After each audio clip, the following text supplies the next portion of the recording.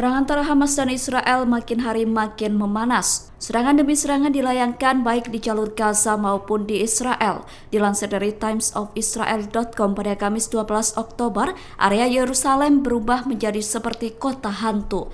Jalan-jalan yang biasanya ramai dipadati warga, kini berubah jadi sangat sepi. Pertempuran yang berlangsung antara Hamas Palestina dengan Israel itu menjadikan beberapa wilayah di dua negara itu bak kota mati. Di bagian barat kota, seorang pensiunan Israel bernama Sarah, 70 tahun, mengatakan semasa perang tidak ada banyak orang yang beraktivitas di jalan. Namun menurut Sarah, hal itu wajar karena warga khawatir dan sangat cemas akibat perang tersebut. Ia mengatakan bahwa suasana tersebut sama seperti saat Arab menyerang Israel pada 1973 lalu. Sarah mengatakan aktivitas bisnis tutup seusai Menteri Pertahanan Israel menyatakan perang terhadap Hamas Palestina. Banyak toko yang memilih tutup sejak perang terjadi. Sekolah-sekolah juga belum dimulai baik di bagian timur maupun barat Israel. Manajer pusat komersial First Station Itamar Taragan mengatakan bahwa saat ini kondisinya seperti sedang sekarat. Ia mengatakan bahwa beberapa orang membuka restoran hanya untuk melayani para tentara dan pemadam kebakaran.